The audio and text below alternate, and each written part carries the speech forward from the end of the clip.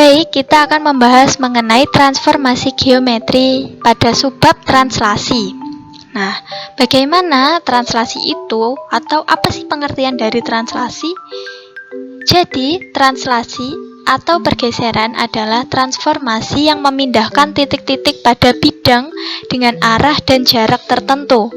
Nah, kita misalkan bidang tersebut adalah A, B, dan C. Dia ditranslasi atau digeser sejauh ruas garis PH ini. Karena dia digeser, pastikan ada bayangannya ya, bayangan dari translasi dari bidang ABC.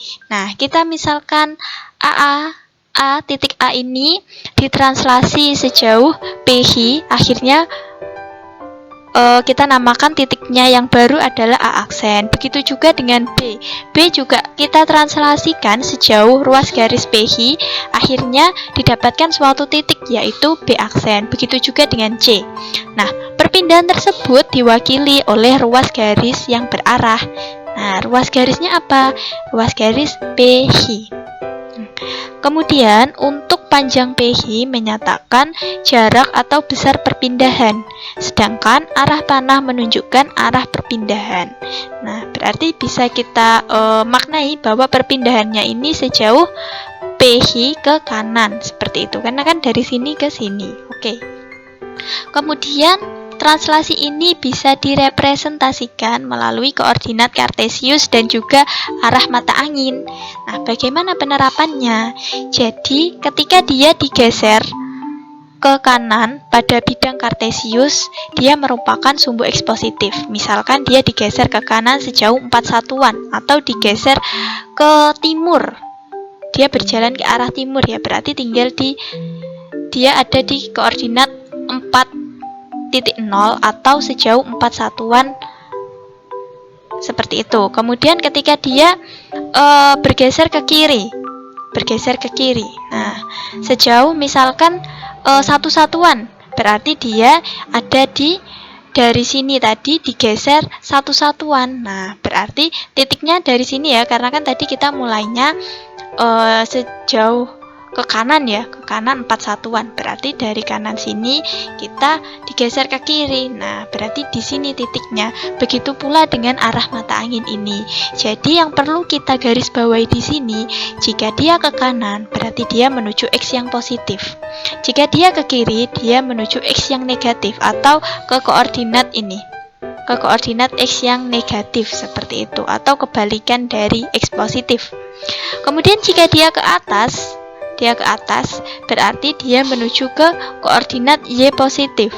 Dan sebaliknya, jika dia menuju ke bawah, berarti dia menuju ke koordinat Y negatif.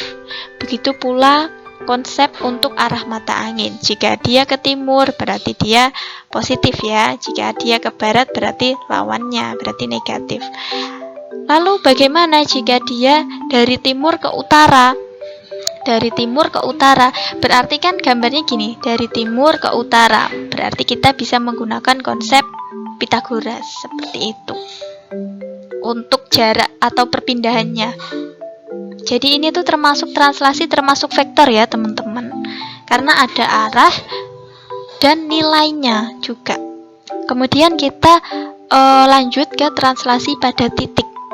Misalkan suatu titik X, Y yang ditranslasikan oleh transformasi titik yaitu AB yang menghasilkan bayangan.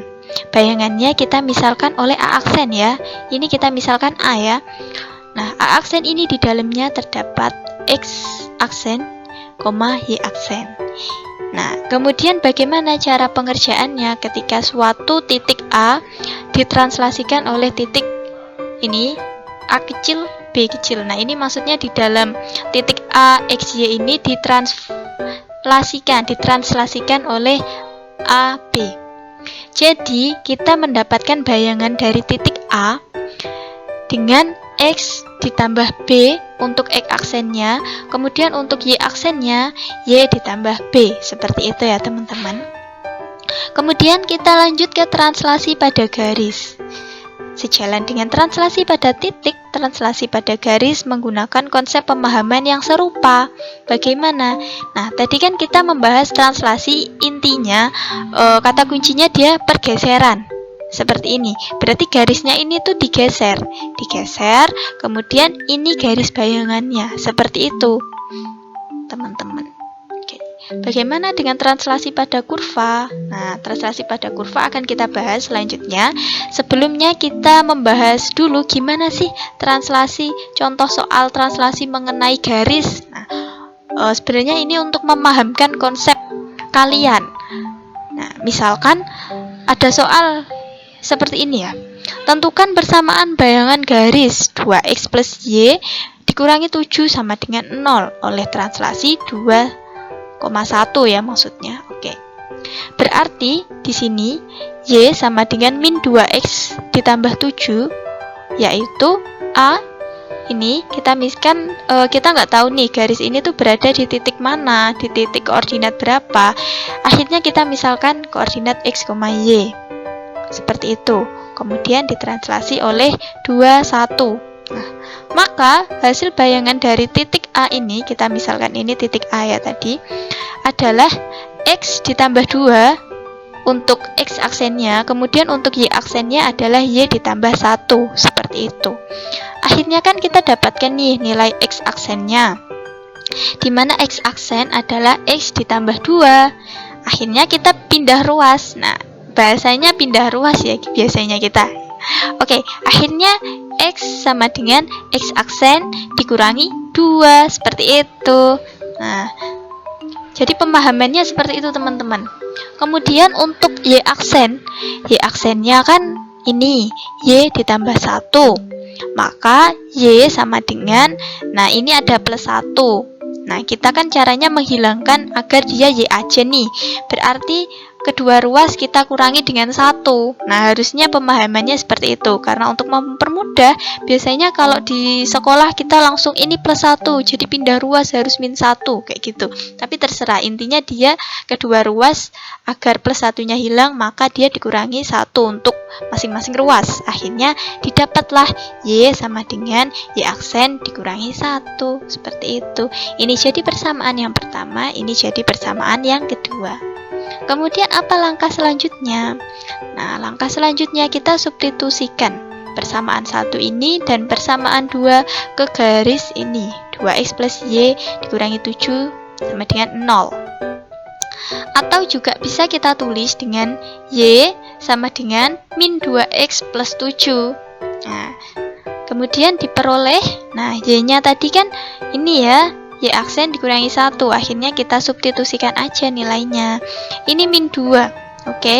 X-nya kita substitusikan, X aksen dikurangi 2, ini plus 7. Nah, akhirnya kita selesaikan menggunakan distributif ya, masih ingat kan? Min 2 kali X aksen, min 2X aksen, min 2 dikalikan min 2, plus 4, ini tetap plus 7. Nah, akhirnya melalui aljabar kita bisa mendapatkan, yaitu Y aksen sama dengan min 2X aksen ditambah 4 ditambah 7 ditambah 1 ya. 4 ditambah 7 11 ditambah 1. Oh, ini harusnya 12 ya teman-teman. Oke, jadi bayangan garis Y sama dengan min 2x plus 7 oleh translasi 21 adalah Y sama dengan min 2x plus 12 ya harusnya ini teman-teman. Oke. Kemudian kita bisa lanjut ke translasi pada kurva. Nah, kalau tadi inti dari atau kata kunci dari translasi kan pergeseran ya, makanya berarti di sini juga mengalami pergeseran. Hanya saja tadi kan garis, kalau sekarang adalah kurva, jadi kurvanya digeser. Misalkan ini titik awalnya dan ini titik akhirnya, karena kurvanya yang sama bentuknya digeser. Nah, oh iya, jadi kata kunci dari translasi di sini selain dia mengalami pergeseran, dia tidak mengalami perubahan bentuk apapun. Seperti itu. Jadi dia tidak mengalami perbesaran atau pengecilan, tidak ya. Dia hanya mengalami digeser aja lah, seperti kita naik lift. Kan kita nggak jadi kecil. Ngeri dong kita kalau jadi kecil atau jadi besar. Kita dalam ukuran yang sama, hanya saja kita tuh bergerak, seperti itulah intinya. Nah, untuk lebih mudahnya kita masuk ke contoh soal untuk memperkuat pemahamannya ya tentunya. Nah, di sini tentukan persamaan bayangan kurva Y sama dengan X kuadrat ditambah 1 oleh transformasi atau oleh translasi 21. Nah, kemudian Y-nya kan tadi di sini kurvanya Y sama dengan X kuadrat plus 1. Nah, kita misalkan titiknya, karena kan kita tidak tahu ya titiknya itu berapa. Akhirnya kita misalkan X, Y. Nah, ditranslasikan 21. Maka, nah seperti sejalan dengan definisi translasi tadi, dengan cara pengerjaannya, maka X aksen sama dengan X plus 2, Y aksen sama dengan Y plus 1. Seperti itu. Nah, akhirnya di sini X aksen sama dengan X plus 2, maka X sama dengan X aksen min 2. Kemudian untuk Y aksennya, nah Y aksen kan Y plus 1, akhirnya Y sama dengan Y aksen min 1. Ini dijadikan persamaan yang pertama, ini dijadikan persamaan yang kedua. Kemudian kita bisa langsung mensubstitusikan persamaan 1 dan persamaan 2. Nah, ini ke kurva ya, maksudnya teman-teman, ke kurva Y sama dengan X kuadrat plus 1. Akhirnya jadi Y sama dengan X kuadrat plus 1, di mana Y-nya, nah Y-nya ini kan sama kayak Y aksen dikurangi 1, sama dengan X-nya, ini X-nya, jadi X aksen min 2 disubstitusikan, dikuadratkan ya, habis itu karena ini kuadrat. Kemudian ditambah 1, akhirnya kan dapat ya.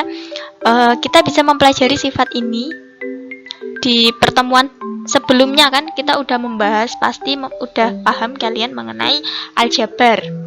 Nah, kemudian hasilnya adalah X aksen kuadrat, kemudian dikurangi 4X aksen ditambah 4 ditambah 1.